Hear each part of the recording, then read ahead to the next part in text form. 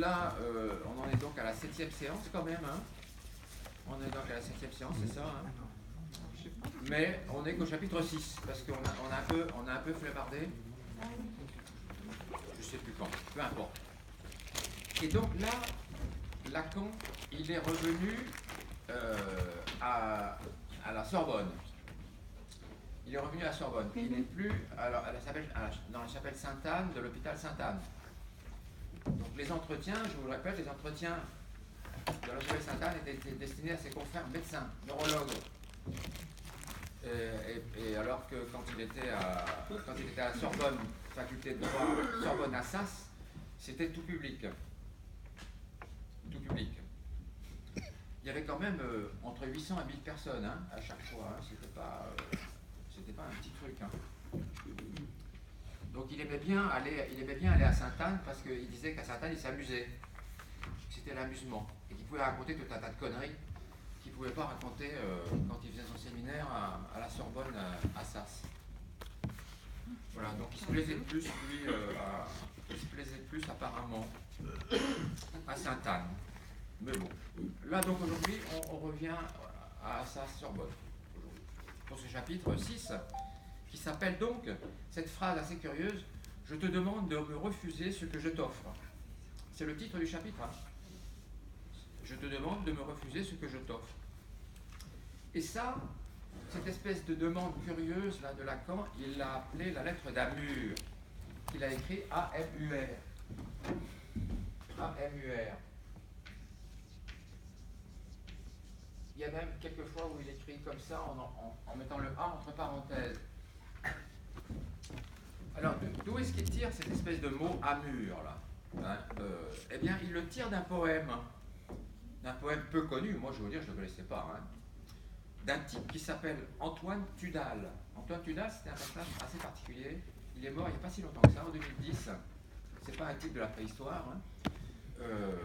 Il est mort en 2010. C'était un scénariste, auteur, poète, et qui a fait un film qui a eu un succès énorme à une époque, dans les années 61, 62, je crois, qui s'appelle Les Dimanches à l'huile d'Avray.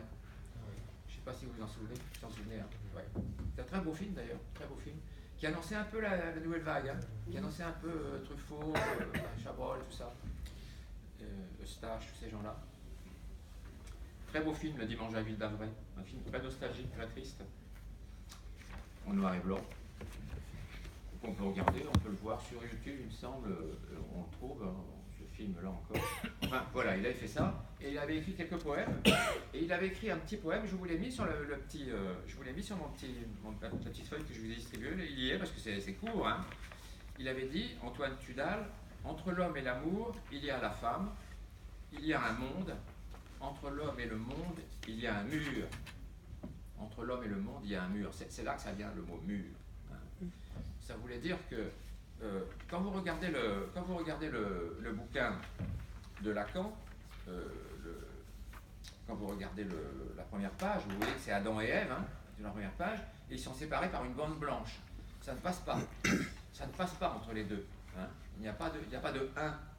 Ils ne font pas 1 avec un U majuscule. Et donc, il y a éventuellement peut-être de l'amour, mais c'est pas sûr.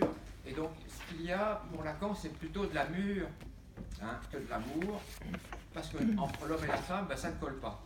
Voilà, ça ne colle pas. Ça ne fait pas 1. Il n'y a rien à faire. C'est pour ça que Jacques-Alain Miller avait choisi, c'est pas Lacan qui avait choisi cette photo là, hein, d'un tableau.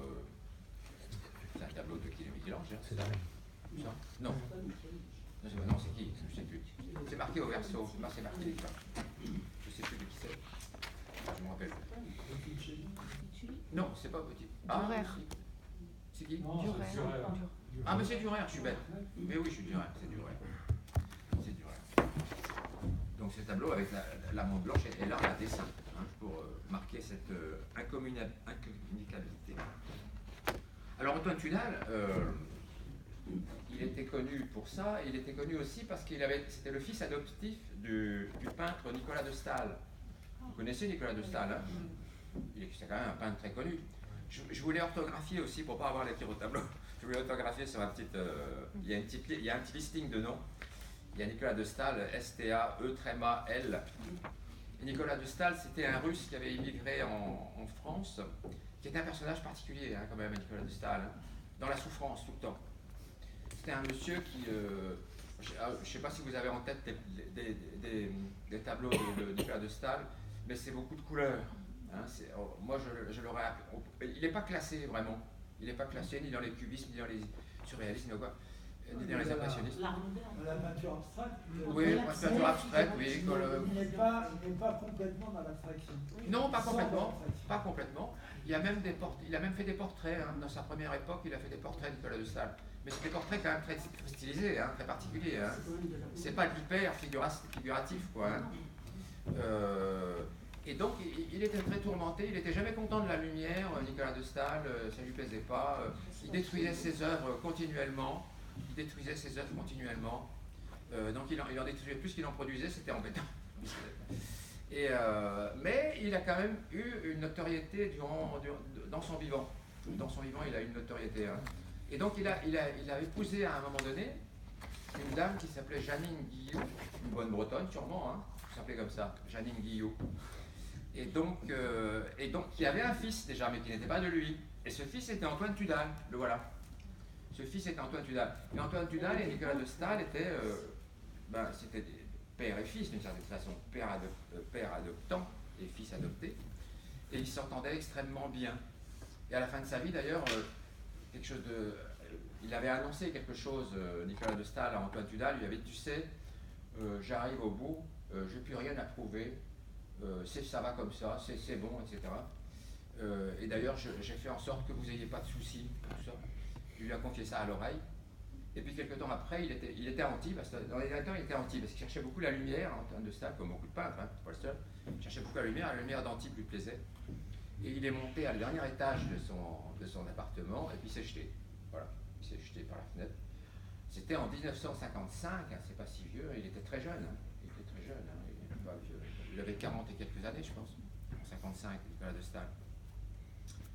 Donc il est mort tristement. Donc c'est un peu des destins, un peu comme des peintres, comme ça m'a fait penser un peu à Soutine. Je ne sais pas si vous connaissez Soutine. Hein. Soutine, c'est un peintre russe aussi. Alors lui, tourmenté, on ne peut pas plus que lui. Hein. Soutine, c'était un ravagé, Soutine. Hein. D'ailleurs, ça se voit dans ses tableaux. Hein. Je ne sais pas si vous avez vu les portraits de Soutine, il y a des espèces de déformations monstrueuses des personnages. En même temps, c'est beau, hein, c'est magnifique. Il y a aussi beaucoup de force de couleur chez lui, mais il y a des formes d'un tourment extrême. On voit le tourment de son âme à lui. Hein. Il est projeté vraiment dans ses tableaux à Soutine. Hein. Il était Soutine, il était pauvre, mais par contre, parce qu'il n'avait aucun succès. Et lui, c'était épouvantable parce qu'il détruisait ses œuvres au fur et à mesure. Il peignait, ça lui prenait un temps fou, et hop, il déchirait tout. Et il a été reconnu quand même. Oui, absolument. Pas longtemps avant de mourir, hein, il a été reconnu par un Américain, un riche Américain, un collectionneur d'art, qui faisait un peu toutes les galeries, et qui a vu un tableau de Soutine, et qui a dit, tiens, je les veux. Du coup, Soutine a eu de l'argent d'un seul coup. C'était à la fin de sa vie. Il est mort pendant la guerre, non? Il est mort, je crois, un tout petit peu à la fin de la guerre, peut-être, ou juste après, ouais, dans ces eaux-là, ouais. Il avait un cancer de l'estomac. La première guerre? Non, la deuxième. Si? Oh si, la deuxième. Et Soutine, et d'ailleurs, il est venu, Soutine, dans la région, hein, il était du côté de Chinon. Il n'a pas eu de peau parce qu'il avait un ulcère de l'estomac qui saignait, il s'est retrouvé à l'hôpital de Chinon. Bon. Allez, à cette époque-là, dans les années 50, c'était pas top. Hein. Donc l'interne ne l'a pas opéré, elle l'a envoyé sur Paris, et il a mis 24 heures pour aller à Paris, en ambulance, et donc il est mort. Voilà, Soutine. Soutine, c'était un tourmenté de première. Hein. Rien ne lui plaisait dans ce qu'il faisait. Il trouvait tout affreux. Il était très ami avec Modigliani. Hein. Ils étaient potes, hein, Modigliani et Soutine. Ils étaient toujours ensemble, pourtant ils avaient des caractères très différents. C'est la même école picturale, un peu, quoi. Oui, un peu. Modigliani, c'est plus figuratif, hein, nettement. Et c'est une peinture plus douce, hein. C'est une peinture moins agressive. Et Modigliani a eu plus de succès tout de suite. Enfin, il a été pauvre aussi, mais il a quand même eu plus de succès que Soutine au début, quoi. Au début. Modigliani. Enfin, c'est pour parler de Nicolas de Staël, je suis arrivé comme ça, par digression. Hein. Pour dire que Nicolas de Staël est le père adoptif d'Antoine Tudal, qui a écrit ce petit poème, La lettre d'Amur. Hein, la lettre d'Amur, on parle Lacan parce qu'on se demande bien ce que Lacan veut dire quand il parle de ça. Il veut parler de ce mur-là et de l'incommunicabilité, c'est dur à dire aussi ça, entre l'homme et la femme. Il y a un mur entre le monde et l'homme. Il y a un mur. Voilà. Donc, alors, oui aussi, quelquefois il a écrit comme ça, entre parenthèses, parce que c'était une analysante à lui, une de ses patientes qui lui avait suggéré. Voilà.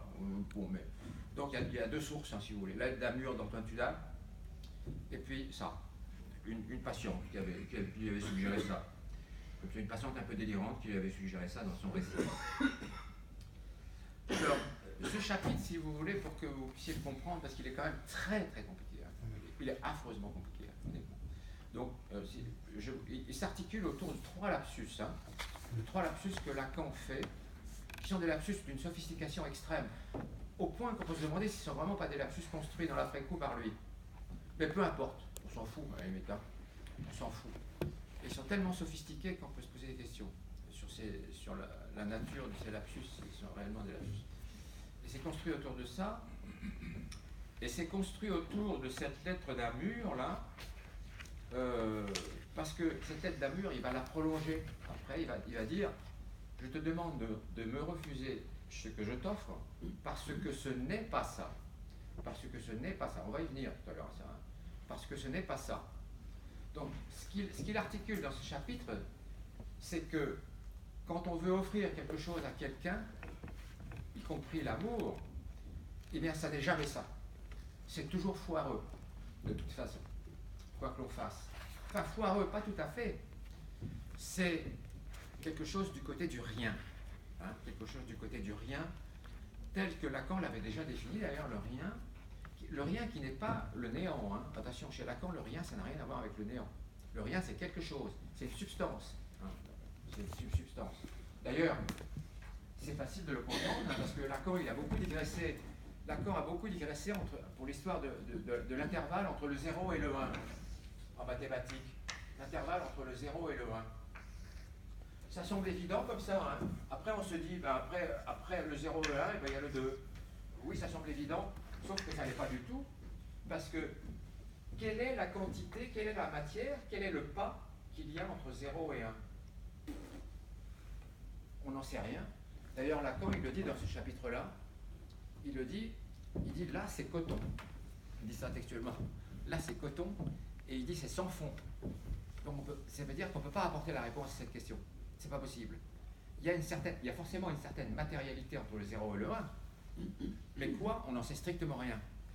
Mais il faut qu'il y en ait une, parce que sinon, il n'y a pas de matérialité entre le 1 et le 2. S'il n'y a pas de matérialité entre le 0 et le 1, on ne peut pas aller à 2. Hein ? Mais c'est pareil, on ne peut pas savoir quelle est la matérialité qui est entre 1 et 2. C'est strictement impossible. Hein ? Je vous ai déjà parlé du mathématicien Frege, hein, longuement, on va pas revenir hein, là-dessus, qui s'est beaucoup penché sur la genèse du 1 et du 0. Et c'est extrêmement compliqué chez Frege, hein. C'est des mathématiques de très haut niveau. Hein. On n'avait fait que les aborder comme ça dans les chapitres précédents. On ne va pas y revenir, mais c'est juste pour vous signaler ça. Hein. C'est que c'est très compliqué, quoi, cette histoire-là. Et que le rien, justement le rien lacanien, eh bien, le rien lacanien, il pourrait être du côté du 0 éventuellement, puisque, après tout, le 0 n'est pas le néant. Le 0 n'est pas le néant. Du tout. Hein. Mais pour autant, le rien n'est pas le 0. Alors, le rien, il l'a employé beaucoup Lacan dans des séminaires précédents concernant l'anorexie mentale. Vous savez, l'anorexie féminine et masculine d'ailleurs, parce qu'il n'y a pas que des femmes anorexiques, il y a des hommes aussi, il y en a moins, mais il y a aussi des hommes. Et vous savez cette phrase de Lacan, il avait une phrase géniale à propos des anorexiques. En une petite phrase très courte, il en avait dit plus que 60 traités de psychiatrie sur la question. Il avait dit ceci, d'ailleurs c'est mal traduit par Jean Canamiller, pour une fois de plus, Jean Canamiller a fait une grosse faute en allemand. Enfin bon, on n'est pas à ça près. En allemand, Lacan avait dit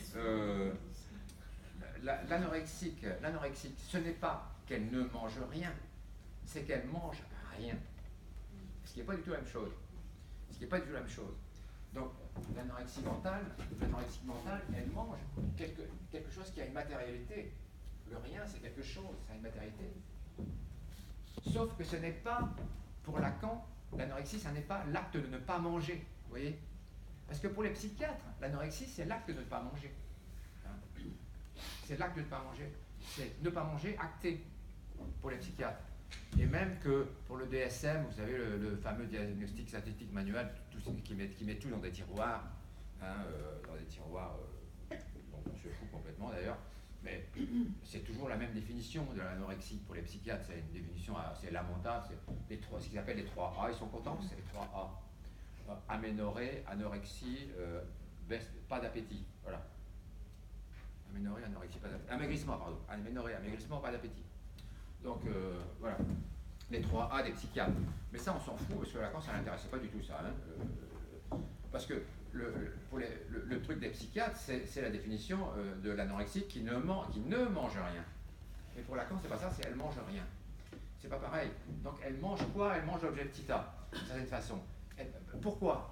Je ne vais pas vous faire un cours sur l'anorexie mentale d'après Lacan maintenant, c'est pas le titre du sujet, mais c'est pas le titre du chapitre, mais juste un mot comme ça en passant, on y reviendra si j'ai le temps. Pourquoi? Parce que Lacan disait la mère est toute puissante. Et pourquoi la mère est toute puissante? C'est pour des raisons assez sophistiquées que Lacan disait ça. La maman de l'enfant tout petit est toute puissante. Pourquoi? Parce qu'elle peut offrir, mais elle peut refuser. On en vient un petit peu à l'être d'amour là. Elle peut offrir, mais elle peut refuser. Elle peut faire les deux. Et pour l'enfant, c'est insupportable, dit Lacan. Pour le petit enfant, qu'on puisse avoir le pouvoir en face de lui d'offrir ou de refuser, c'est insupportable. C'est une toute-puissance qu'il ne peut pas supporter. Et donc, qu'est-ce qu'il fait, l'enfant? Eh bien, le tout petit, il fait un peu comme l'anorexique. Il mange rien pour emmerder la mère. Il va dire, bah tiens, tu m'emmerdes avec ton pouvoir, de pouvoir me donner ou pas me donner, de me donner ou de me retirer. Eh bien, moi, je t'emmerde en te disant que je peux manger rien si tu n'es pas là. Je peux m'en débrouiller. Je peux manger l'impossible. Donc je peux te bouffer toi, d'une certaine façon. Et donc du coup, on n'entend plus parler. Voilà, ça c'est un raccourci extrême. C'est un raccourci extrêmement métonymique de l'approche lacanienne de la... Mais c'est quand même intéressant parce que Lacan a permis à beaucoup de psychanalystes quand même de travailler avec des anorexiques de manière complètement différente de ce qui est fait dans les hôpitaux. Parce que dans les hôpitaux, c'est simple, c'est un contrat, c'est un contrat. Tu dois bouffer à telle heure, si tu ne bouffes pas à telle heure, tu as une punition, tu sortiras pas dimanche, tu verras pas ta mère dimanche, etc. C'est des espèces de contrats avec des carottes comme ça, surfait. Voilà, bon. Après, il y a quelquefois des situations désespérées où on ne peut pas critiquer tout comme ça d'emblée en disant c'est pas bien de faire comme ça. Non, mais bon. C'est aussi intéressant d'aller voir quelque part ailleurs, aussi, du côté de Lacan, qui, je vous le dis, cette phrase, elle porte sémantiquement beaucoup plus de choses que je vous dis que 80 traités de psychiatrie, quoi. C'est qu'elle mange rien. C'est vraiment une phrase géniale, je veux dire. Donc, je continue dans ce chapitre-là. Alors, il dit, je te demande de me refuser ce que je t'offre parce que ce n'est pas ça. Alors il écrit parce que ce n'est pas ça, donc il écrit N'.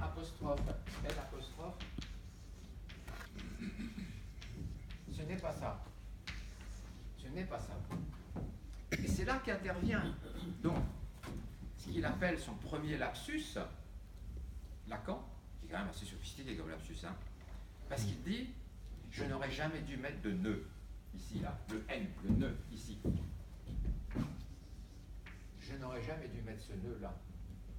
Parce qu'en fait, quand il y a un N', cela veut dire qu'il y a quelqu'un qui est là.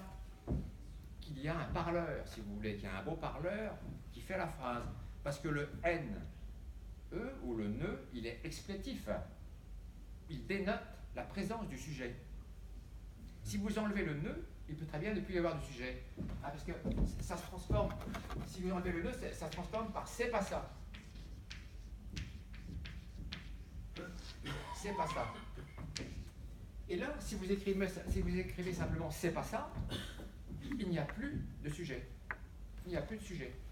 Alors que s'il y a le nœud, N apostrophe explétif, explétif au sens où il y a un sujet, hein, eh bien là, il y a un sujet.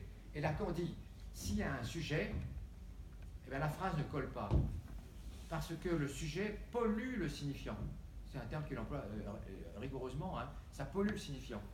Il dit, on ne peut pas arriver à cerner cette phrase de la lettre d'Amur si on y met un sujet, un locuteur, si vous voulez, un locuteur, un parleur. Parce que, eh bien, sa présence de sujet va faire perdre au signifiant sa valeur, si vous voulez. Le signifiant ne va pas être isolé. Il va être la parole, il va être du côté de la signification. On a assez parlé de ça pour que vous compreniez ce que ça veut dire. Hein. Il va être du côté du signifié, saussurien, hein. Il va être du côté de la signification. Et donc, ça ne va pas nous intéresser parce qu'on ne va rien pouvoir en faire.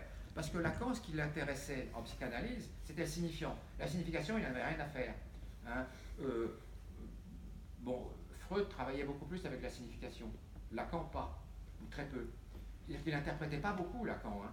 La plupart des séances de psychanalyse avec Lacan, il y avait des séances des fois d'1 heure où il n'interprétait rien. Rien du tout. Pas un mot. Et quelquefois, il interprétait un mot ou un soupir. Parce qu'il trouvait que c'était insignifiant. Que c'était quelque chose qui pouvait être détaché du sujet lui-même, allongé sur le divan, si vous voulez. Hors du sujet. Et donc, il y avait une valeur, presque, je veux dire, une valeur de pépite, quoi, hein, de ne pas avoir de signification. C'est toujours intéressant de ne pas avoir de signification. La signification plombe les choses. Je le répète pour la énième, millième fois, hein, mais vous savez bien, à la radio ou à la télévision, les gens nous expliquent toujours tout. Hein, de notre envoyé spécial va nous expliquer pourquoi ceci et cela. Hein. Donc, pourquoi les patates sont chères cette année. Voilà. Notre envoyé spécial, parce que vous ne pouvez pas comprendre ça, c'est beaucoup trop compliqué. Notre envoyé spécial va vous expliquer pourquoi les patates sont chères cette année dans le Finistère. Donc, l'envoyé spécial fait un speech sur le. Donc, voilà. Ça, c'est la signification. Et ça fout tout en l'air, si vous voulez, quoi. Ça n'a plus aucun intérêt. Hein. Ça n'a plus aucun intérêt parce que vous êtes gavé par la signification. Hein. Vous finissez par la vomir, la signification à force. C'est ce qui arrive avec les gens qui regardent la télévision tout le temps, ils deviennent complètement abrutis, parce qu'ils finissent par vomir des significations, ils en ont trop. Et du coup, ils ne réfléchissent plus à rien. Et donc, il vaut mieux que le signifiant, c'est pas ça, soit isolé ici, parce que comme ça, il pose question. Si le N est présent, le nœud est présent, ça ne pose pas de question. Ça pose pas de question. On se dit, ah ben parce que ça n'est pas ça, ah ben c'est bon, ça n'est pas ça. Alors que si on dit, parce que c'est pas ça, ah alors là, on se demande ce que ça veut dire. Hein, ça devient plus emmerdant. Quoi. Ça devient pas plus emmerdant, non, mais ça pose plus de questions sur le sens de ce que ça peut vouloir dire cette histoire-là. Eh bien, alors, pourquoi est-ce qu'il le dit? Parce qu'il dit que finalement, quand on dit c'est pas ça, c'est structurel à l'individu lui-même. Ça fait partie de la structure de nous, sujets humains, si vous voulez, que d'être fait de symboles, que d'avoir affaire à des symboles dont nous n'avons pas la signification. Hein. Nous avons la signification de quelques symboles, mais pas beaucoup. Quelques-uns seulement. La plupart, nous n'en avons pas la signification. Ça nous échappe complètement. Et donc, eh ben, c'est structurel au sujet que ça nous échappe, si vous voulez, la plupart des significations. Et ça n'est pas explicite. Et donc, c'est pour ça que le N, il faut l'enlever. Pour Lacan. Hein, c'est pour ça qu'il faut l'enlever. Pour lui, on ne pouvait pas travailler avec une phrase comme « je te demande de refuser ce que je t'offre parce que ce n'est pas ça ». Il ne peut pas travailler avec ça, lui. Il peut travailler avec la phrase parce que c'est pas ça. Parce que c'est pas ça, parce que le sujet, là, n'y est plus. Le sujet n'y est plus, et du coup, le signifiant se trouve pur, et du coup, on peut tenter des interprétations dessus, à risque, des interprétations à risque, mais au moins on peut tenter. C'est jouable. De tenter. Et il dit la différence entre les deux apparaît comme quelque chose du côté de la grammaire, parce qu'évidemment, quand on enlève le N apostrophe, ça apparaît comme quelque chose du côté de la grammaire, mais il dit, mais c'est pas du côté de la grammaire que ça se pose. C'est pas grammatical, c'est structurel à l'individu. Vous voyez? C'est structurel à l'individu, c'est pas de la grammaire. Bien que la grammaire, il la réfute pas, Lacan. Hein. Il avait des grammairiens dans ses amis, etc. Et il dit la poésie fait appel à la grammaire tout le temps. Oui, c'est vrai.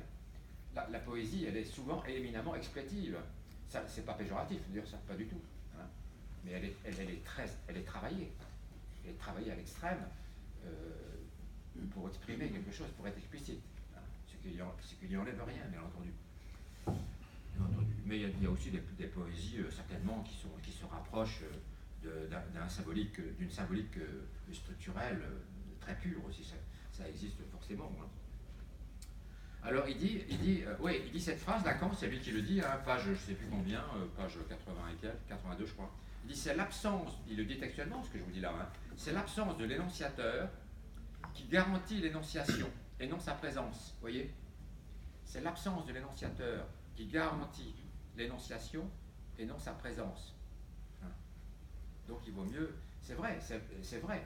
Si vous prenez la chaîne signifiante, vous savez, S1, S2, S3, S4, dans laquelle vous êtes inséré en tant que sujet barré, en tant que sujet parlant, une chaîne qui s'étend à l'infini comme ça, moins l'infini plus l'infini. Eh bien, ce qui est assuré dans cette chaîne-là, c'est le signifiant, c'est pas vous. Parce que vous pouvez disparaître, hein. Vous pouvez mourir, hein. Vous pouvez mourir comme Nicolas de Staël ou comme Soutine, et puis vous disparaissez, ça n'empêche que les tableaux de Soutine, par exemple, on pourrait dire que le tableau de Soutine S1 ou le tableau de Nicolas de Staël S2 est là, et ils sont toujours là, bien qu'eux ils soient morts. Bien qu'en tant que sujet, ils soient plus que barrés, hein. Ils sont morts, ils sont plus là. Donc qu'est-ce qui est garant de nous? Qu'est-ce qui est notre garant ultime? C'est le signifiant pur, c'est pas le sujet. C'est pas le sujet. C'est bien pour ça qu'on a des épitaphes sur nos tombes. C'est bien pour ça qu'il y a des gens là actuellement qui vont dans les cimetières juifs, etc., détruire des tombes parce qu'il y a écrit des choses dessus. Hein, il y a écrit des choses dessus. Et quand ils cassent des tombes comme ça, je pense qu'ils ont le sentiment de casser quelque chose du sujet. Alors qu'en fait, ils ne cassent rien du sujet. Ils ne cassent rien du signifiant. Rien du tout. Hein, c'est l'exemple aussi des hiéroglyphes dans le désert. Je vous en ai souvent parlé des hiéroglyphes dans le désert. Hein. Mais les hiéroglyphes dans le désert n'en ont rien à foutre que vous soyez là à les lire ou à pas les lire. Hein. Elles sont là. Elles y sont. Toujours. Hein. Et il n'y a pas que les hiéroglyphes, bien sûr. Bon, enfin, ça, c'est le signifiant, il n'en a rien à foutre de vous. Rien du tout. Hein. Et d'ailleurs, il y a une psychanalyste parisienne qui a fait un article qui est paru là, sur Internet, que j'ai lu, qui est pas mal d'ailleurs. Où elle intitule ça Le signifiant s'en fout. Le signifiant s'en fout. Ce qui est faire un peu de l'anthropomorphisme quand même. Hein. Bon, c'est un peu exagéré, mais pas elle développe ça de manière assez subtile. Le signifiant s'en fout. Et c'est vrai que S1, S2, etc., le mur, je montre toujours le mur, je fais comme Léonard de Vinci, hein, qui montrait le mur pour dire regardez les murs, Léonard de Vinci. Et bien le mur ici, il n'en a rien à foutre de vous.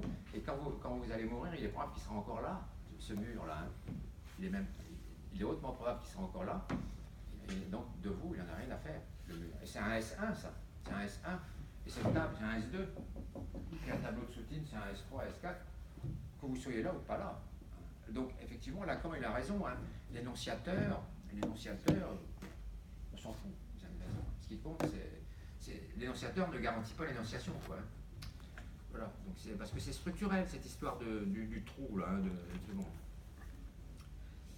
Alors, il dit cette histoire-là, c'est sans fond. Oui, enfin, le 0 à 1. Oui, parce que entre le 0 et le 1, juste pour s'amuser comme ça, mais entre le 0 et le 1, si vous pouvez écrire, par exemple, que 1 égale A sur A, vous pouvez faire ça, hein, ça c'est vrai, 1 égale A sur A. Après, vous pouvez écrire 1 égale A puissance 1 sur A puissance 1. Ça c'est vrai. Et vous pouvez continuer en écrivant égale A puissance 1 moins 1. Voilà, sur le plan mathématique, il n'y a rien à dire à ça. Hein. A égale 1 sur A, 1 égale A sur A égale 1 puissance 1 sur A puissance 1, d'où A égale A puissance 1 moins 1. Donc égale A puissance 0. Autrement dit, entre le 1 et le 0, vous voyez, il y a un lien déjà là. Hein. A puissance 0, il y a un lien. D'ailleurs, on pourrait même écrire en allant plus vite, ça sur le plan mathématique, je ne sais pas si c'est très rigoureux, mais 0 puissance 0 pourrait bien valoir 1 aussi. 0 puissance 0 pourrait bien valoir 1.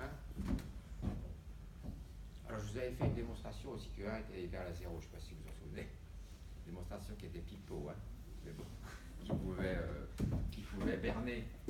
Mais ça, par contre, c'est pas pipeau. On voit qu'il y a un lien curieux entre le 1 et le 0 quand même. Hein. Il y a un lien curieux, mais indéfinissable. On peut pas, je peux rien vous en dire de plus, hein, que mettre ça comme ça, c'est un amusement quoi. Et comme Lacan dit, hein, page 82, il dit c'est sans fond. Hein. C'est vrai, c'est sans fond, quoi. On ne peut pas y arriver à déchiffrer tous ces machins-là. C'est pas possible. C'est sans fond car ça touche à la question du signifiant. Ben oui, ça touche à la question du S1, S2, S3, S4, etc. Et donc, allez donc savoir ce que ça nous fait tout ça. Alors, donc je continue. Donc le premier lapsus, c'est ça. Voilà. Le premier lapsus, c'est d'avoir dit N, apostrophe. Donc le premier lapsus, c'est le lapsus 1. Hein. Lapsus 1, il est là. Voilà, lapsus 1. Alors il est tellement sophistiqué qu'on peut se demander effectivement s'il l'a vraiment fait. Quoi. Mais on s'en fout un petit peu. Et donc, parce que ça apparaît plus comme une construction dans l'après-coup quand même. Mais peu importe. Et donc, du coup, la lettre d'Amur, ça devient, je te demande de me refuser ce que je t'offre parce que c'est pas ça. Parce que c'est pas ça. Et non pas parce que ça n'est pas ça. Hein. Ça devient ça, la lettre d'Amur. Parce que c'est pas ça. Et on va voir après que le c'est pas ça en question, ça n'est ni plus ni moins que l'objet theta. Mais ça, on va y arriver. C'est ni plus que l'objet theta.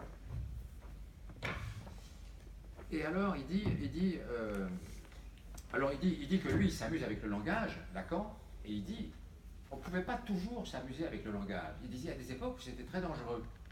Et il cite des gens, pas très connus, hein, honnêtement, hein, il cite des gens. Il cite un mec qui s'appelait Boëtius d'Acus. Alors Boëtius d'Acus, c'était un mec qui était du Moyen-Âge, hein, à peu près, du Moyen-Âge, 1200 et quelques, la date je ne sais plus, hein, peu importe, Boëtius d'Acus, en disant que Boëtius d'Acus, il avait eu le malheur de dire qu'il était disciple d'Averroès. C'est écrit sur votre feuille, hein. Je ne vais pas les écrire au tableau parce que je les ai écrits.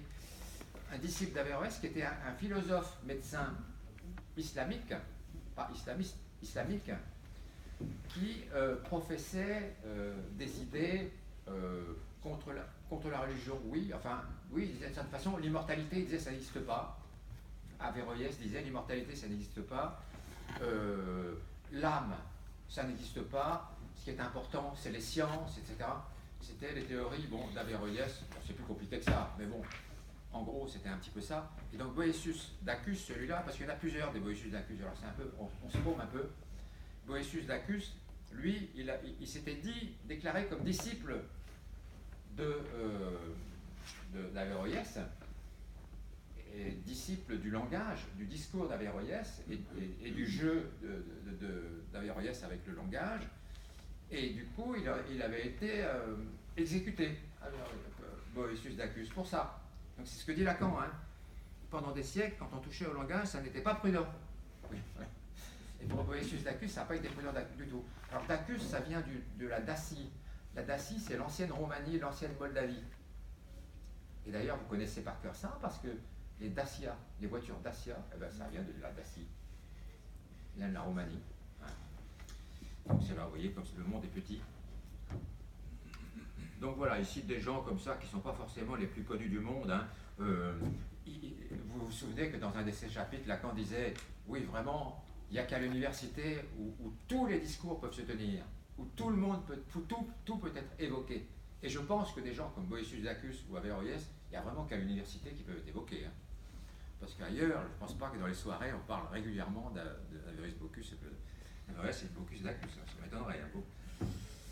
Bon, on parle de Soutine et puis de Nicolas de Staël et un peu plus quand même. Hein.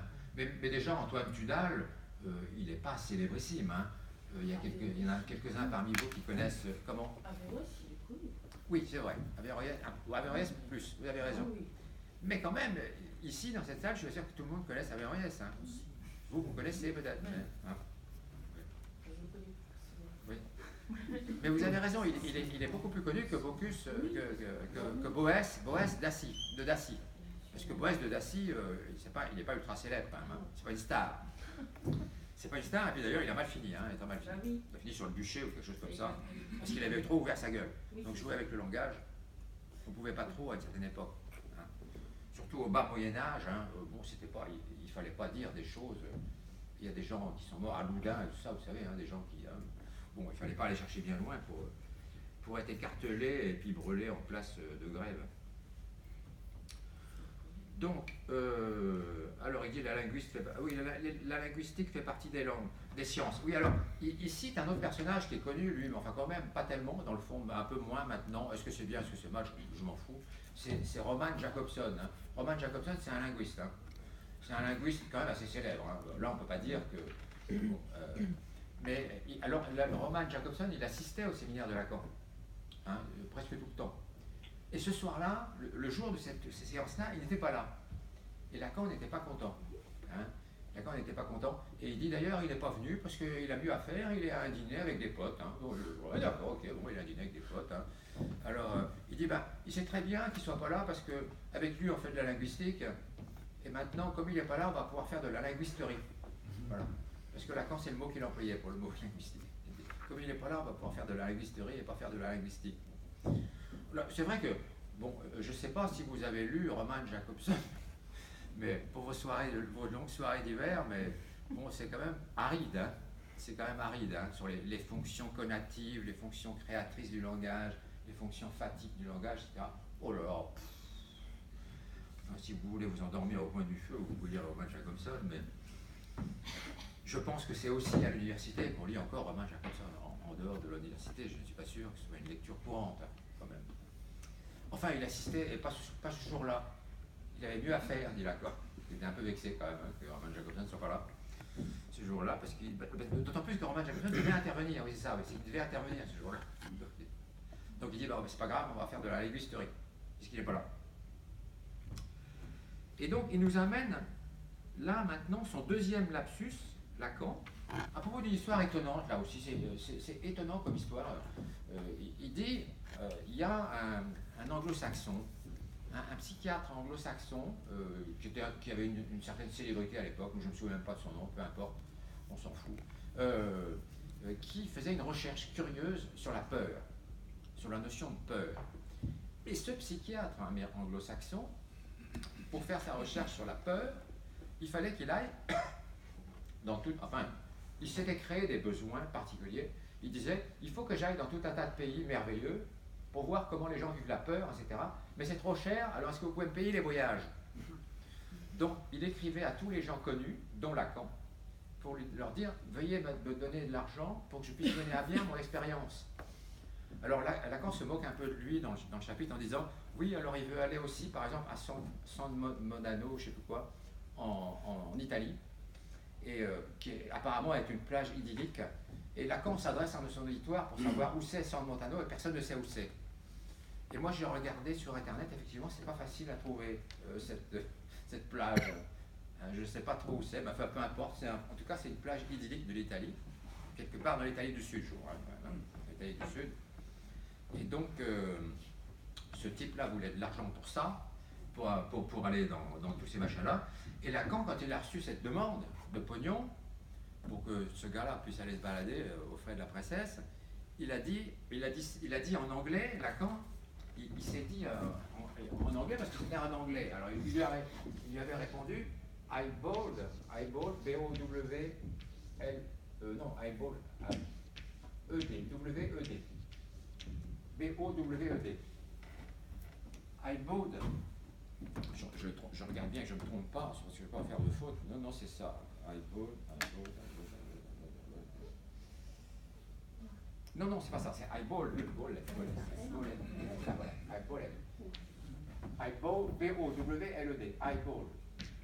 I bowled, ce qui veut dire je suis soufflé. Ce qui va bien avec le contexte. Hein. Je suis soufflé par cette demande extravagante de fric pour aller sur les belles plages d'Italie, et entre autres, aux frais de la princesse. Donc. Et donc, I bowled. Et Lacan, il se dit, mais j'ai dû me tromper quand j'ai pensé I bowled. Et donc, j'ai dû vouloir dire I blowed, je suis soufflé. Il écrit ceci. J'ai dû vouloir me dire I am blowed. I am blowed, je suis soufflé. Non pas I am bowled, je suis soufflé. Là, ça veut dire je suis plutôt étonné, quoi. Hein, c'est ça. Je suis étonné. Et là, je suis carrément soufflé. Bon. Et donc, mais après, il se dit, le lapsus, il est là. Il est où le lapsus? Parce qu'on ne l'a pas encore démasqué. Hein. C'est compliqué. Hein. Il est dans le fait que Lacan se dit, je n'aurais pas dû dire blau de toute façon, parce que blau, ça n'existe pas. Le verbe to blau, au participe passé, c'est blaun. W-N. B-O. Et c'est pas blaud. Donc blaud, c'est faux. Donc blaud, c'est faux. Donc il a écrit qu'il faisait ce lapsus-là. Et donc, et il dit, c'est donc un lapsus. Il dit, c'était pas que j'en étais renversé, c'était plutôt que j'en étais soufflé, quoi. Hein, c'est ça, si vous voulez. J'en étais soufflé, quoi, de cette histoire-là. Et il dit, dans le fond, les lapsus sont peut-être pas des choses si anodines que ça, et sont peut-être pas toujours le fait du hasard, parce que bold et bloud, c'est très proche sur le plan de la sonorité, si vous voulez, hein, sur le plan de la prosodie même, c'est quand même quelque chose de très proche. Donc voilà, il dit, mais donc quand il a dit, quand il a dit ça, voilà, il s'est trouvé un petit peu con, quoi, en disant qu'il faisait une faute. Une faute d'anglais. Alors, c'était pas son style de faire des fautes, Lacan. Ni en français, ni en anglais, ni en allemand. Il n'en faisait pas, parce qu'il était extraordinairement rigoureux là-dessus. Hein. Et donc, il dit, si j'ai fait cette espèce de lapsus, là, eh ben, c'est qu'il y avait des raisons, quoi. Hein. C'est que, voilà. Et il dit, et il rajoute, page 84, il n'est pas si sûr que le signifiant soit arbitraire, puisque bow et blow, c'est voisin. C'est voisin. Bon, alors, après, il poursuit encore, et il dit, je vais partir du verbe. Je vais partir du verbe. Oui, alors, toute la question, évidemment, de ce chapitre tourne autour des verbes, de la fonction d'un verbe. On peut écrire f de x. Si c'est un verbe intransitif, hein, on peut l'écrire f de x. On part de là, tout tourne autour du verbe. Même la phrase, la lettre d'un mur, elle tourne autour d'un verbe. Hein. Je te demande de me refuser ce que je t'offre parce que c'est pas ça. Tout s'articule autour des verbes. Si vous enlevez les verbes, ça ne veut plus rien dire. Hein. La phrase n'a plus de sens si vous enlevez les verbes. On va le voir tout à l'heure. Mais le sens tombe par terre si vous enlevez les verbes. Et d'ailleurs, il l'illustre de manière brillante, là, comme cette histoire-là. Donc, alors, il dit il y a des choses particulières dans certaines langues. Dans certaines langues, il y a des choses particulières. Il dit, en France, on dit couramment, par exemple, l'homme bat son chien. L'homme bat son chien. Oui, voilà, pourquoi pas. Mais il dit, ce qui est curieux, c'est qu'il y a des langues où on dit, il y a du battre son chien dans l'homme. Et c'est vrai, il y a des langues où on dit, il y a du battre, c'est-à-dire le gérondif, si vous voulez. Hein. Il y a du battre son chien dans l'homme, et non pas l'homme bat son chien, comme nous le disons. Et par exemple, si vous prenez la phrase en espagnol, la phrase en espagnol, c'est hombre golpea a su perro. C'est-à-dire l'homme bat à son chien. Bat à son chien, et non pas bat son chien. Hein. Et donc, du coup, ça l'intéresse Lacan parce qu'il se dit, si en espagnol on dit bat à son chien, c'est que le chien n'est pas considéré directement, comme dans les verbes intransitifs là, comme un objet, un bibelot, mais qu'il y a une espèce d'adresse, il y a une espèce de demande vis-à-vis du chien. Hein. L'homme bat à son chien, là il y a une espèce de demande particulière, singulière, qui s'adresse au chien en particulier, qui va vers le chien, vectoriellement, qui est dirigé vers le chien, si vous voulez. L'hombre golpeo a su perro. Voilà. Hein. Il y a en l'homme une tendance à battre son chien. Il y a du battre son chien dans l'homme. Et il dit, on pourrait très bien dire, l'homme aime à son chien, l'aime au chien, parce que ça voudrait dire l'homme aime vers le chien, c'est ce que je viens de vous dire, hein, vectoriellement vers le chien, et ça serait plus fort, et ça ne serait plus un bibelot, mais ça serait un objet de l'amour. Et il dit, j'aurais aimé qu'on dise aimer à une femme, plutôt, ce qui est curieux, hein, enfin bon, ça découle de ce qu'on vient de dire. Il aurait dit, ça aurait été mieux si on avait dit aimer à une femme, et c'est là qu'arrive son troisième lapsus. C'est là qu'arrive son troisième lapsus. Il dit, un jour, j'ai écrit je t'ai aimé. En parlant d'une femme, il a écrit je t'ai aimé en écrivant comme ceci. avec un et, pas de e. Je t'ai aimé. Et il dit, et alors, on s'est fait la remarque que Lacan ne faisait jamais de faute d'orthographe. Non, jamais. Surtout pas une faute d'accord comme ça. Hein. Je t'ai aimé avec. S'il s'agit d'une femme, évidemment, il y avait un E là. Hein. Il y avait un E. Et donc il se dit, pourquoi j'ai écrit ça comme ça? Eh bien, c'est parce que, justement, je voulais dire, j'ai aimé à une femme. J'ai aimé à une femme. Et non pas, j'ai aimé une femme. Voilà, je t'ai aimé. Voilà, c'est ça. C'est curieux, vous voyez, c'est extrêmement travaillé. Donc c'est pour ça qu'on peut se poser la question si ce sont vraiment des lapsus ou c'est des constructions après coup. Mais après tout, on peut les accepter comme tels, hein, quand même. Hein, on peut les accepter comme tels. Du coup, ça fait que dans tout ce fatras, là, un peu compliqué, je vous l'accorde, hein, mais je fais de mon mieux pour vous le simplifier, parce que dans le texte, c'est bien plus compliqué que ça, je peux vous assurer. Hein. Donc, dans le texte, du coup, on trouve la demande avec un destinateur ici, quelqu'un qui adresse une demande, quoi, un destinateur, et puis un destinataire, celui qui reçoit. Un destinataire. Et il dit, la relation entre un destinateur et un destinataire, elle n'est pas directe. Elle n'est pas directe. On pourrait penser, en linguistique ordinaire, qu'elle est directe. Hein. Je t'aime. Hein, je t'aime. Voilà. Je t'aime, c'est direct. Et donc on pourrait dire que dans la linguistique standard, eh bien, ça se fait à vol d'oiseau, si vous voulez. Hein. Ça se fait à vol d'oiseau, entre petit d et grand d. Il n'y a pas besoin de faire de détour. Mais d'accord, dit non, ça ne marche pas comme ça. Ça ne marche pas comme ça. Il en fait un triangle, je vous ai dessiné d'ailleurs, vous l'avez, le triangle, hein, le triangle ce qu'il appelle le triangle de la demande. Le triangle de la demande. Et donc, il dit, entre la demande du demandeur et puis ce que reçoit le destinataire, grand D, il y a l'offre, il y a le message. O, c'est le message, c'est l'offre. Je te demande de refuser ce que je t'offre parce que c'est pas ça. L'offre, là voilà. Donc c'est une fonction ternaire. C'est une fonction à 3 pôles. C'est une fonction ternaire. Et vous allez voir que ça va lui poser des problèmes à Lacan, ça, le fait que ce soit une fonction ternaire, ça va lui poser des problèmes. Et la solution va lui venir par hasard, de certaine façon. Il le dit de manière très élégante dans le bouquin, je vous lirai la phrase tout à l'heure. Parce que là, il est un peu dans une impasse avec cette relation-là. Il dit que l'impasse première, c'est de penser que c'est en ligne directe entre D et D. Là, c'est l'impasse complète, ça n'a aucun sens. Déjà, en la faisant trianguler par le fait qu'il y a un message, c'est déjà plus explicite, c'est déjà plus on se rapproche un peu plus de la vérité. Donc c'est une fonction ternaire qu'on pourrait écrire comme ceci, f, x, y, z. Je te demande de refuser ce que je t'offre. Je te demande de refuser ce que je t'offre. Je te demande quelque chose, de le refuser ce que je t'offre.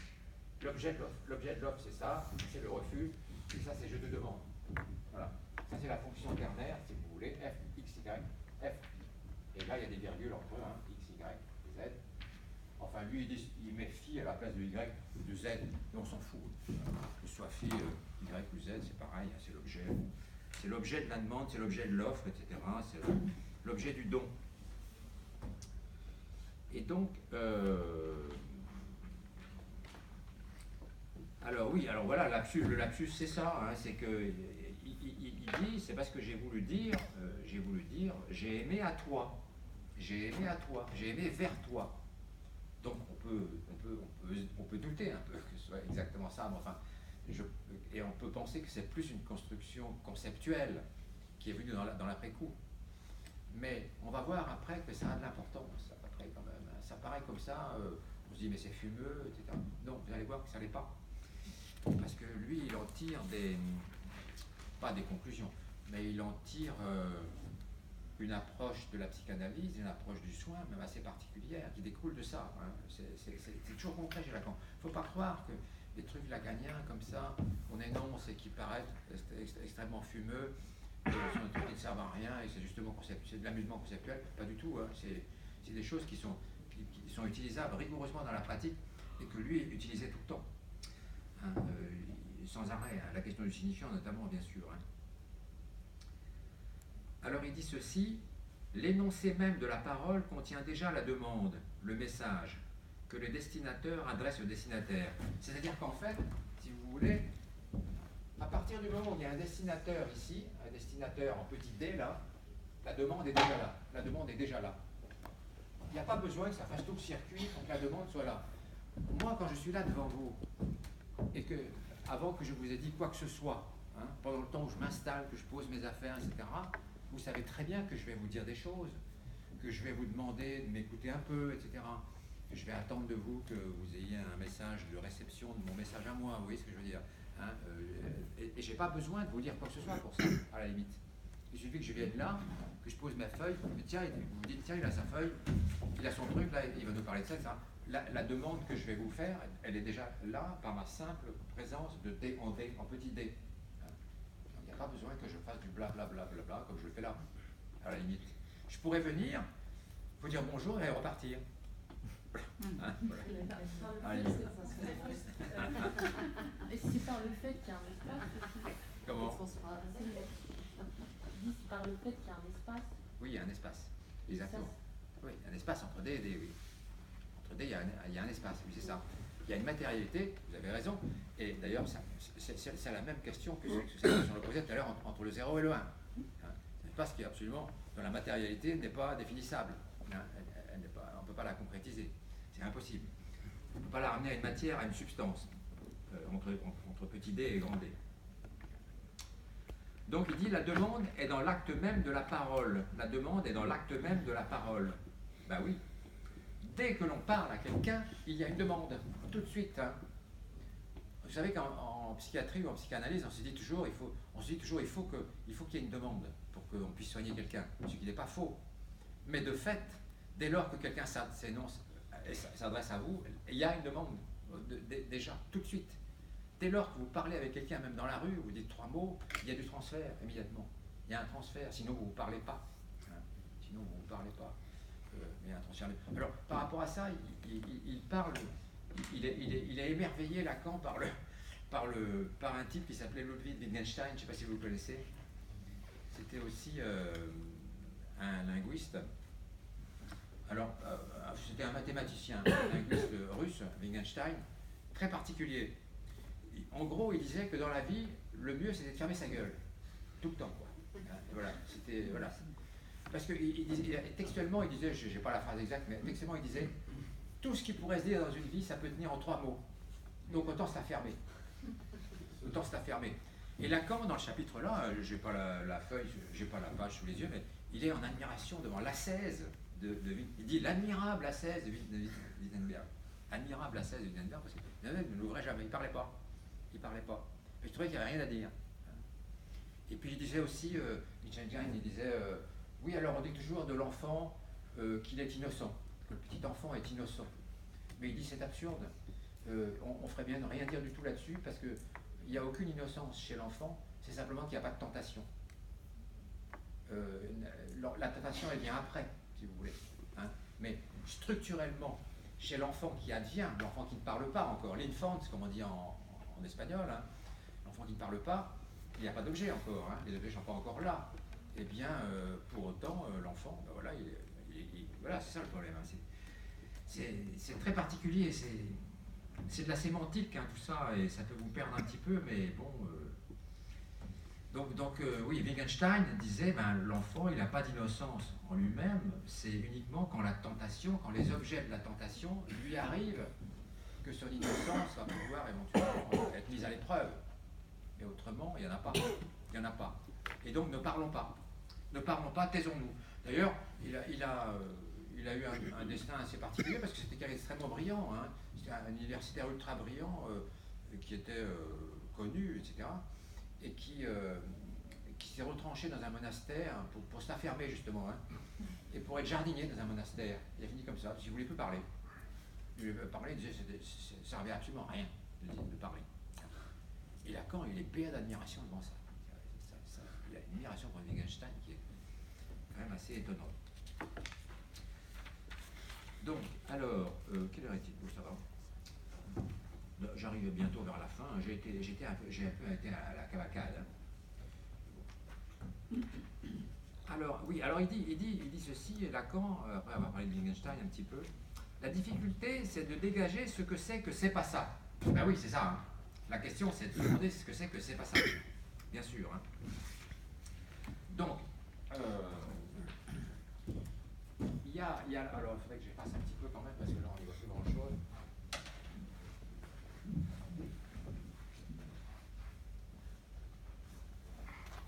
Alors, il y a la demande, il y a l'offre, il y a le refus.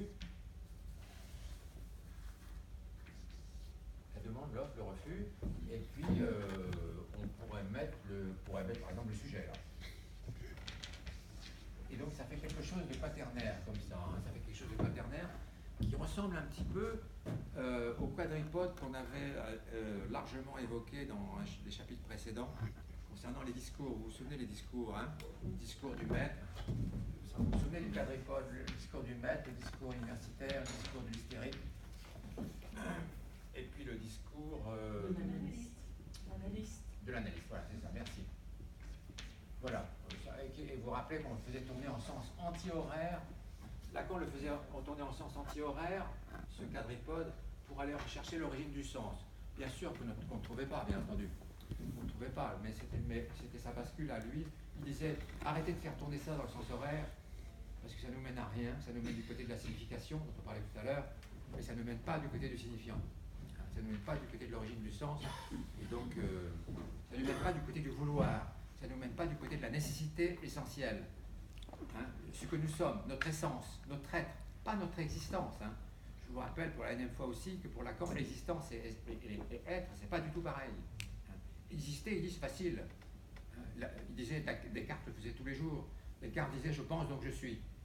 Donc il s'emmerdait pas Descartes. Hein. Il dit je pense donc je suis. Oh ouais, c'est pas de problème. Hein. Donc faut pas s'emmerder. Donc voilà. Donc, et Lacan disait mais non, on ne peut pas dire ça, je pense donc je suis. Parce que l'être et l'existence, c'est pas du tout pareil. Et il avait rajouté, vous vous souvenez de cette phrase, il disait à croire que pour beaucoup, dont Descartes, c'est beaucoup plus d'exister que d'être. C'est beaucoup plus d'exister que d'être. Oui, c'est vrai. C'est vrai qu'on a tendance, nous, à être, même dans mon blabla actuel, j'ai beaucoup plus tendance à faire de l'existence qu'à être moi. C'est clair et net. Hein. Donc ça, c'est quand même très important. Ça, c'est très fort de Lacan, de chez Lacan, cette espèce de truc-là. Hein. Personne n'avait fait ça, cette distinction avant lui, hein, entre l'existence et l'être, aussi fortement que ça. Une espèce de scission radicale. Hein, parce que chez Lacan, c'est une scission radicale entre l'existence et l'être. Hein. Le je pense, pour lui, de Descartes, n'a rien à voir avec le je suis. Il dit, on ne peut pas mettre donc entre les deux. Ça n'a aucun sens, c'est complètement stupide. Et vous vous rappelez, hein, il disait, c'est l'être qui se crée lui-même. Hein. C'est-à-dire l'être se met en position de divinité et il se crée lui-même en disant je pense donc je suis, je me fais être, je me fais être, je me fais être. Et donc c'est plus, il rajoutait, c'est croire que c'est plus d'exister que d'être. Et donc c'est pour ça qu'il voulait que les discours de l'analyse, de l'hystérique, de l'université, on les fasse tourner en sens anti-horaire pour aller à rebours et pour aller à l'origine de la nécessité, du vouloir. Pourquoi est-ce que nous désirons? Pourquoi est-ce que nous sommes? Pourquoi est-ce que nous avons de l'être? Pourquoi est-ce que nous sommes étant? Pas avec un G, hein. Éternité. Donc, pourquoi est-ce que nous sommes étant? Eh bien, je n'ai pas la réponse, moi. Lacan disait, il y a un vouloir primitif, il y a une nécessité primitive, une espèce de grouillement organique ou autre, dont on ne connaît pas la nature, qui fait que l'on est. Mais ça n'a rien à voir avec le je pense, donc de Descartes. Absolument rien. Hein. Rien du tout. Et donc, dans la phrase, je te demande de refuser ce que je t'offre, parce que ce n'est pas ça, bien c'est pareil, il enlève le N apostrophe, parce que là, il y a aussi le sujet, dans le nœud, il y a aussi le sujet, dans le N apostrophe, il y a le sujet qui parade un petit peu là, qui dit, parce que ce n'est pas ça, c'est moi qui vous le dis que ce n'est pas ça. C'est moi qui vous le dis que ce n'est pas ça. Alors que si c'est pas ça, il n'y a personne qui le dit ça. C'est pas ça est isolé.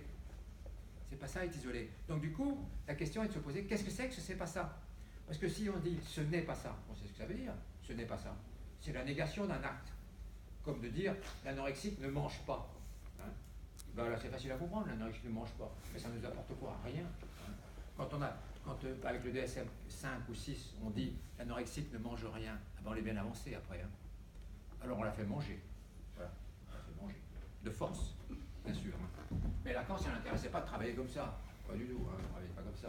Il avait beau être neurologue, parce que, comme je vous l'avais dit, de son temps, la psychiatrie n'existait pas, il n'y avait pas de spécialité en psychiatrie. Hein. Il était neurologue, Lacan. C'est pas bizarre, hein. Il était neurologue. Neurologue et médecin légiste. Après, la psychiatrie, il en a fait beaucoup. À Sainte-Anne, mais ses diplômes, il est neurologue. Comme Freud, hein. Comme Freud. Freud était neurologue, il n'était pas psychiatre. Ça n'existait pas, la formation de psychiatrie. C'était des médecins neurologues formés à Sainte-Anne, enfin, pas Freud, pas Lacan. Donc, alors, il dit, dans cette histoire-là, dans cette histoire de la demande, de l'offre, du refus, le sujet, il y a quelque chose qu'on essaye de serrer là. On essaye de cerner quelque chose dans cette histoire-là. Hein? Dans cette phrase-là, dans la lettre d'Amur, je te demande de refuser ce que je t'offre parce que c'est pas ça. On essaye de serrer quelque chose, d'attraper quelque chose. Mais quoi? C'est le c'est pas ça qu'on essaie d'attraper. On essaye d'attraper le sens de c'est pas ça. Et qu'est-ce que c'est que le c'est pas ça? Eh bien, pour Lacan, c'est l'objet petit a. C'est l'objet petit a. Et l'objet petit a, c'est quoi? Hein, c'est cet objet qui n'existe qu'en absence. Qui n'existe qu'en absence.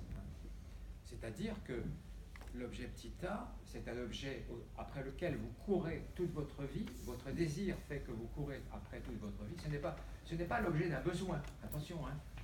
Ce n'est pas l'objet d'un besoin, c'est l'objet de votre désir. Cause de votre désir. Cause de votre désir. Ce n'est pas du tout l'objet d'un besoin. Parce que la psychiatrie travaille avec les besoins. Un tel a besoin d'être moins angoissé, un tel a besoin de manger, l'anorexique a besoin de manger, le dépressif a besoin de prendre des antidépresseurs pour être moins déprimé, etc. Hein. Ça travaille avec des besoins, la psychiatrie. La psychanalyse lacanienne ne travaille pas avec des besoins. Elle travaille avec de l'absence. Hein. Elle travaille avec de l'absence, elle travaille avec l'objet petit a, qui est un objet qui cause notre désir, mais que nous n'avons pas. Il est en absence. Et c'est parce qu'il est en absence que nous désirons indéfiniment. Si nous pouvions l'avoir, si nous étions rassasiés par l'objet petit a, c'est goulûment, hein, si on pouvait l'avaler une fois pour toutes, on ne serait plus désirant. On serait mélancolique. D'ailleurs, ça se disait beaucoup, ça faisait toujours très chic de dire du mélancolique qu'il avait perdu l'objet. Ça, on disait beaucoup ça. Hein. Oui, le mélancolique, c'est celui qui a perdu l'objet. Vous ne savez pas ce que ça voulait dire, mais bon, peu importe. Mais c'était pas faux. À partir du moment où l'objet petit a est perdu, ou alors qu'il est remplacé par quelque chose comme le délire, par exemple. Hein. Chez le schizophrène, l'objet petit a il peut être remplacé par le délire, par l'activité délirante. Le président Schreiber, qui avait été étudié par Freud, pas analysé par Freud, hein, étudié par Freud, eh bien, il délirait sans cesse, et donc il produisait de l'objet petit a sans arrêt. Hein. Dans son délire schizophrénique, hein, il produisait de l'objet petit a sans arrêt, en disant que, par exemple, que les rayons du soleil le fécondaient, qu'il allait être enceinte du fait des rayons du soleil qui le fécondaient, entre autres délires, etc. Et donc il y avait plus à prendre de ce côté-là que du côté de la signification, quoi. Et il dit, Lacan, que avec cette espèce de quadripode là, c'est compliqué d'arriver à en faire ressortir l'objet petit a. Donc il nous livre dans le bouquin cette phrase. Vous n'avez pas une petite feuille à prêter que je vous ai prêtée là, parce que je l'ai écrite sur la feuille, parce que il semble que je l'ai écrite sur la feuille. Parce que je n'ai pas le bouquin sous les yeux, moi. Je suis pas sûr de l'avoir écrit sur la feuille. Je l'ai peut-être écrit sur ma feuille. Moi, il raconte qu'il est en train de dîner avec une charmante personne qui lui a mis comme une bague au doigt les nœuds borroméens. Alors j'essaye de retrouver la phrase où il dit ça.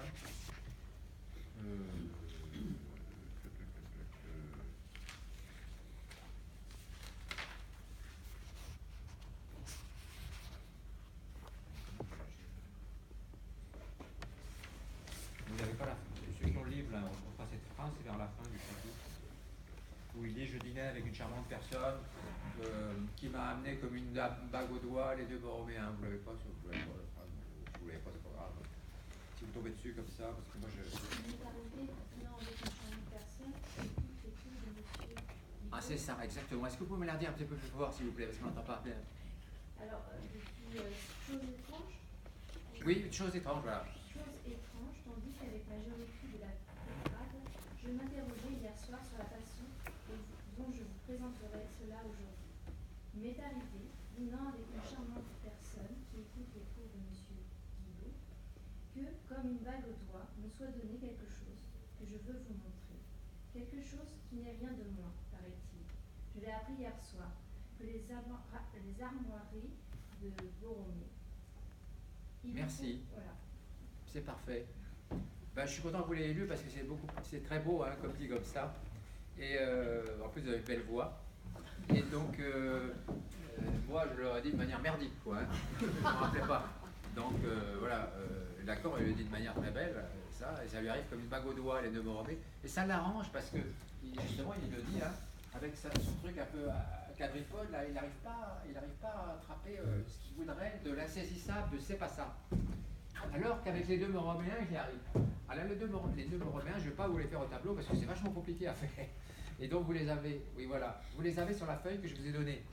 Hein, vous avez les deux Borroméens, et ils sont très particuliers ces deux Borroméens dans leur manière de s'entrelacer. Et ce sont les armoiries, effectivement, ce sont les armoiries, comme l'a dit Madame, ce sont les armoiries des îles Borromée. Je ne sais pas si vous connaissez les îles Borromée. C'est des très belles petites îles qui se trouvent tout à fait au nord de l'Italie, sur le lac Majeur, presque à la frontière suisse, hein, c'est ça, hein, presque à la frontière suisse, entre Milan à peu près et la frontière suisse, à peu près. Entre Milan et la frontière suisse, il y a le lac Majeur qui s'étire comme ça en longueur, et au nord du lac Majeur, il y a 5 petites îles qui sont les îles Borromée. Il y en a 3 que l'on peut visiter, dont la principale s'appelle Isola Bella. Isola Bella, et cette petite île qui est très belle, moi je l'ai vue, hein, elle est très belle, il y a un palais dessus, et il y a effectivement les armoiries des Borromée avec ces 3 cercles-là, et qui marquent le fait que cette famille était, voilà, ça se tenait quoi là-dedans, hein, c'était du solide quoi, hein, dans les siècles à venir, quoi, hein, les armoiries des îles Borromée. Mais Lacan avait remarqué, finot comme il est, que si on enlève un, et vous pouvez le voir avec le dessin, si on enlève un des cercles de ces ronds de ficelle, les 2 autres se défont, tous défaits. Hein.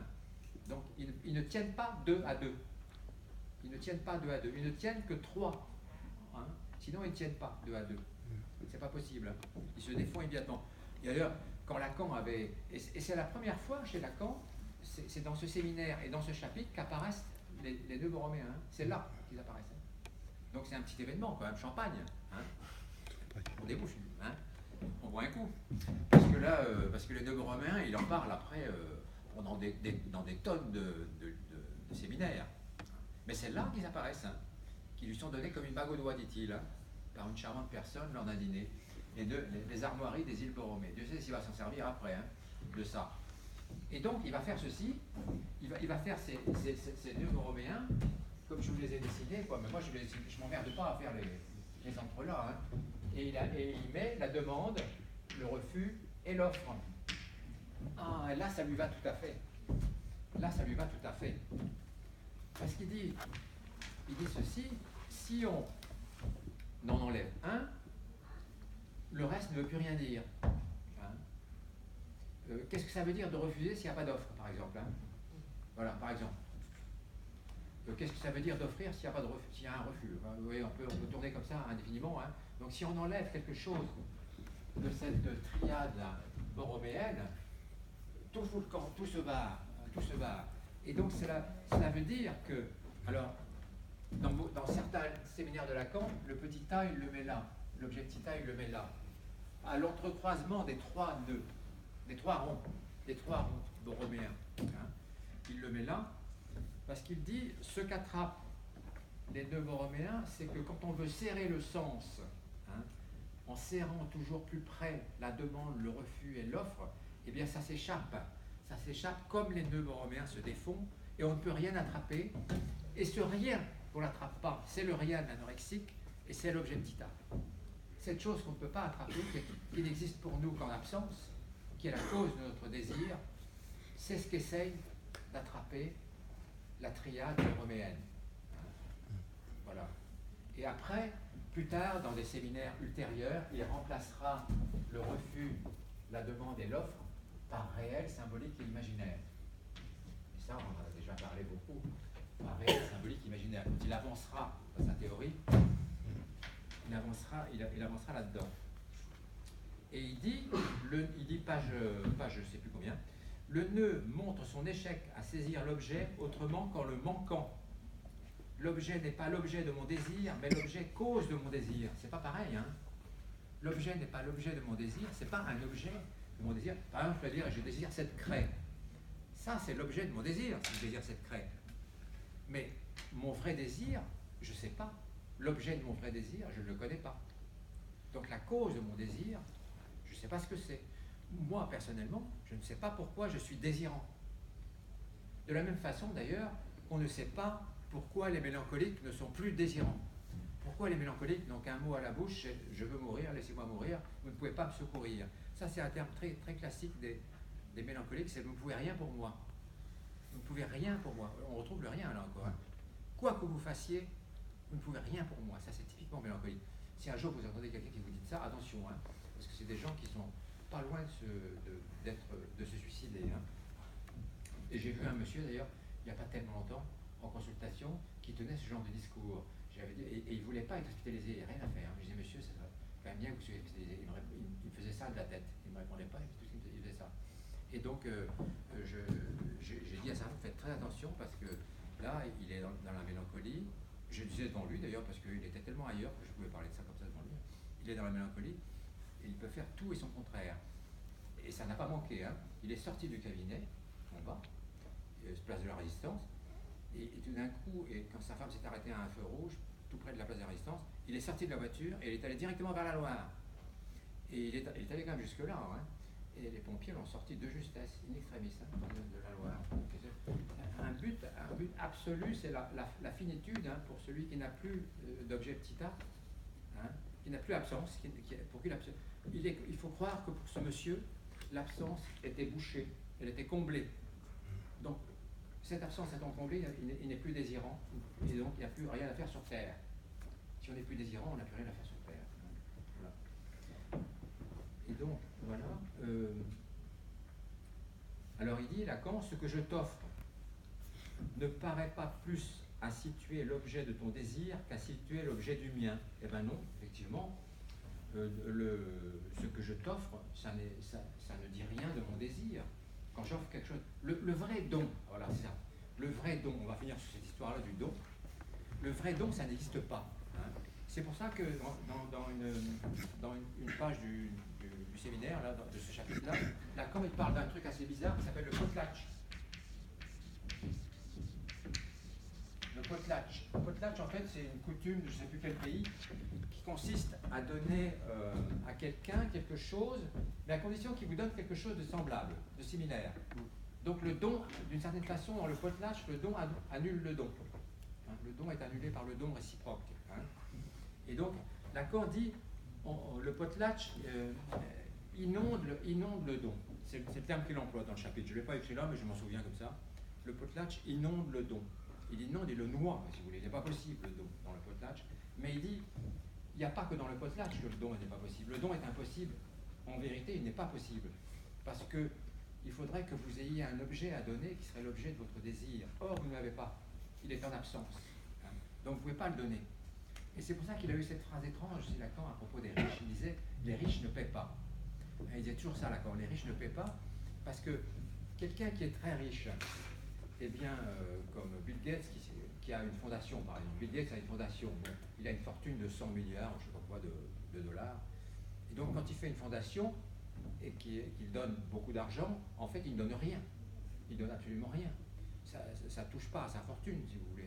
Sa fortune, elle continue à croître de manière exponentielle, de la même manière que Bernard Arnault, François Pinault, quand ils font des fondations à Venise, etc., qui achètent des palais, ça ne leur coûte rien du tout.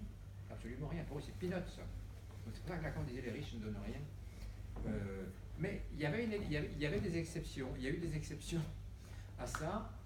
J'en ai déjà parlé ici dans d'autres séminaires. Il y a un philosophe qui est toujours vivant, hein, un monsieur qui n'a rien à voir avec moi, mais qui s'appelle Odon Vallée. Et ça ne s'écrit pas comme moi, mais ça s'écrit Vallée, V-A-2-L-E-T. Odon Vallée, c'est un philosophe des religions qu'on voit régulièrement à la télévision. Hein. C'est un monsieur assez distingué, très intelligent, hein, très fin, et qui parle des religions quand on le questionne là-dessus, quoi. Mais il n'est pas sectaire du tout, il est très ouvert. Et ben, il a fait une chose étrange, c'est qu'il avait un père qui était très riche, c'était des assurances, je crois, hein, et il avait hérité de près de 400 millions d'euros. Il n'y a pas très longtemps, hein, il y a quelques années. De près de 400 millions d'euros, c'est quand même énorme. Hein. Et bien il a tout donné. Tout. Absolument tout. Jusqu'au dernier euro, c'est quand même rarissime. Hein. Et donc, en disant, pour faire un don, il faut tout donner, parce que sinon ça ne veut rien dire. Et il disait, de toute façon, moi je suis professeur des universités, je gagne ma vie correctement, j'ai assez avec ça. Donc les 400 millions, j'en ai pas besoin. Et donc du coup, il les a donnés totalement à une fondation qu'il a créée pour des gens nécessiteux, etc. Je ne sais plus pourquoi, une fondation pour la formation, je crois. de formation, etc. Pour des gens qui ne peuvent pas les payer, enfin, un truc généreux, quoi, hein, vraiment oblatif. C'est intéressant. Ouais, un truc très oblatif. Et il a tout donné. Mais même en faisant ça, vous voyez, il y a toujours un reste.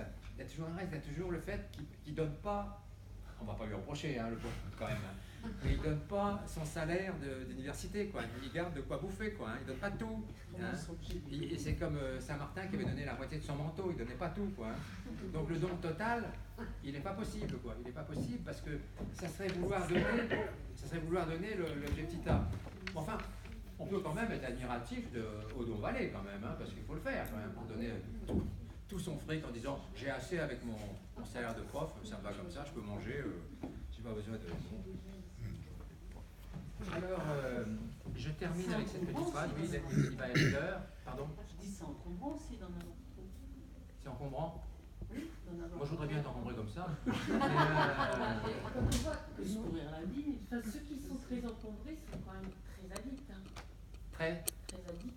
Oui, c'est vrai. Ah oui, c'est Oui, absolument, c'est absolument. Mais là, quand il dit effectivement les riches ne paient pas, c'est une vérité évidente. Hein, évidente. Ça n'écorne pas une miette de leur fortune, même quand ils font des fondations à 3 milliards, c'est que dalle. Ils ne paient pas. Ils ne paient pas. Par contre, les pauvres payent. Donc, alors il dit, il y a impossibilité de saisir l'objet quand son manque. Hein, il y a impossibilité de saisir l'objet quand son manque. Voilà, quand son manque. On ne peut, si vous voulez, avoir une idée de l'objet quand son manque, et pas autrement. Et sa dernière phrase, et ça sera ma dernière phrase aussi pour aujourd'hui, il dit ceci: l'analysant, donc la personne qui vient nous voir hein, pour être soignée, l'analysant dit: je te demande de refuser ce que je t'offre parce que c'est pas ça. Ce qui se demande, dans la psychanalyse, dit Lacan, c'est le c'est pas ça. C'est une leçon quand même ça, hein, parce que ça veut dire que ce que vient nous demander quelqu'un en psychanalyse, eh ben, on ne sait pas ce qu'il veut nous demander. On commence par ne pas savoir ce qu'il veut nous demander. On commence par ne pas le savoir. Hein. Parce que le psychiatre lui va dire: ah bah oui, mais je sais ce qu'il vient, parce qu'il vient me demander, il vient me voir parce qu'il est déprimé. Voilà, par exemple. Hein. Il vient me voir parce qu'il est angoissé. Bon, donc je sais l'objet de sa demande. Non, Lacan dit c'est pas ça. Hein. Il vient nous demander qu'est-ce que c'est que le c'est pas ça. Hein, donc, du coup, il vient demander qu'est-ce que c'est que l'objet petit a. Hein. Et donc, on va l'amener en psychanalyse à lui faire comprendre, c'est pas le bon mot, entendre, recevoir, accepter que l'objet petit a, il ne l'aura jamais. Hein. Que l'objet petit a, que l'objet cause de son désir, il ne le connaîtra jamais, et que ce sera toujours quelque chose en absence. Donc, ce sera du côté de la frustration, du côté de la castration. La fin d'une psychanalyse, c'est la castration. Hein. C'est la frustration, la castration. Ça n'est pas d'être comblé. La fin d'une psychanalyse, ce n'est pas d'être comblé, c'est tout le contraire de ça. C'est une frustration heureuse. Hein. Parce qu'acceptée. Parce que c'est finalement, pourquoi les gens sont-ils déprimés et malheureux et angoissés? C'est parce qu'ils refusent l'absence de l'objet petit a. Ça leur est insupportable. Il faut qu'ils aient une satisfaction de leurs besoins. Hein. Il y a beaucoup de gens qui viennent nous voir en consultation pour nous dire: ça ne va pas bien du tout dans mon ménage. Qu'est-ce que vous allez faire pour ça? Si on leur répond: pas grand-chose. Quand même, vous êtes là pour ça quand même, vous êtes payé pour faire en sorte que ça aille mieux dans mon ménage. Ben non. Lacan disait aussi, la psychanalyse n'est pas au service des biens. Bah oui, pas au service des biens, non. Ah, mais, ce chapitre le démontre de A à Z, jusqu'à l'objet de Tita. Voilà, j'ai fait ce que j'ai pu parce que c'est un chapitre, si vous lisez-le dans le texte, vous allez voir, c'est coton. Hein. C'est coton parce que... Voilà. Et donc le 18